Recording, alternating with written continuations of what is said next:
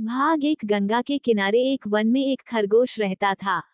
उसके 3 मित्र थे, बंदर, सियार और ऊदबिलाव। चारों ही मित्र दानवीर बनना चाहते थे। एक दिन बातचीत के क्रम में उन्होंने उपोस्त के दिन परम दान का निर्णय लिया, क्योंकि उस दिन के दान का संपूर्ण फल प्राप्त होता है। ऐसी बौद्धों की अवधारणा रही है। उपोस्त बौद्धों के धार्मिक महोत्सव का दिन होता है।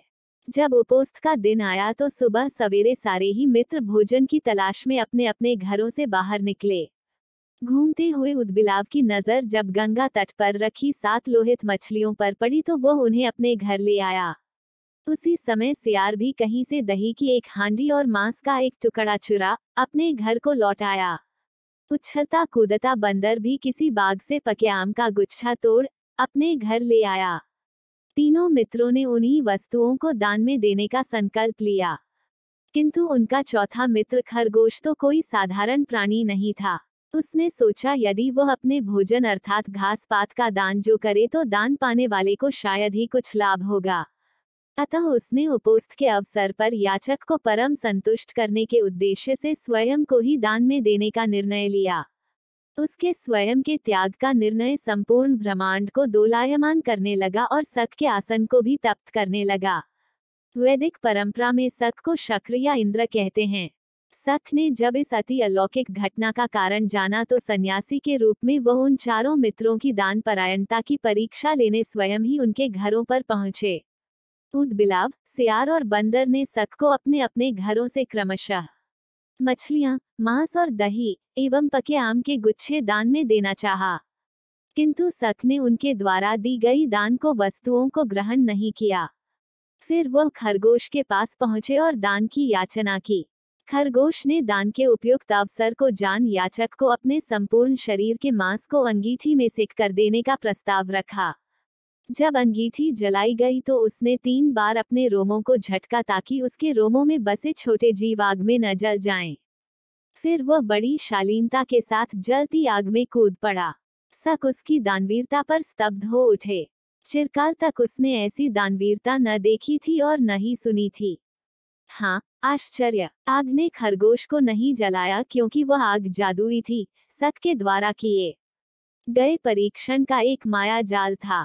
सम्मोहित सख ने तब खरगोश का प्रशस्ति गान किया और चांद के ही एक पर्वत को अपने हाथों से मसल चांद पर खरगोश का निशान बना दिया और कहा, जब तक इस चांद पर खरगोश का निशान रहेगा तब तक हे खरगोश, जगत तुम्हारी दान वीरता को याद रखेगा।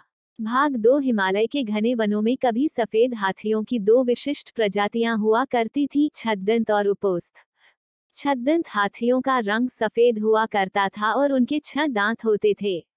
ऐसा पाली साहित्य में उल्लिखित है।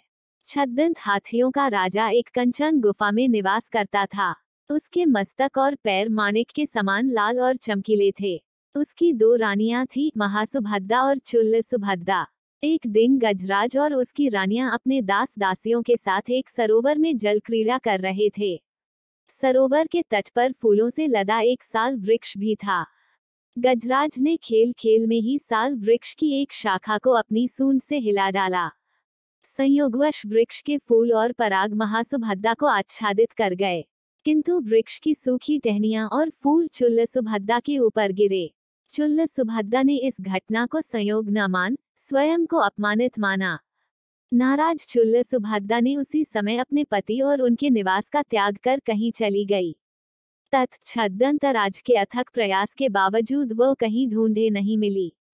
कालांतर में चुल्लसुभद्दा मरकर मद्द राज्य की राजकुमारी बनी और विवाहोपरांत वाराणसी की पटरानी। किंतु छद्दंतराज के प्रति उसका विषाद और रोष इतना प्रबल था कि पुनर्जन्म के बाद भी वह प्रतिशोध की आग में जलती रही। अनुकूल अवसर पर उसने राजा से छद्दंतराज के दंत प्राप्त करने को उकसाया। फलत राजा ने उक्त उद्देश्य से कुशल निषादों की एक टोली बनवाई, जिसका नेता सोनुत्तर को बनाया। 7 वर्ष 7 महीने और 7 दिनों के पश्चात सोनुत्तर छद्दंतराज के निवास स्थान पर पहुंचा।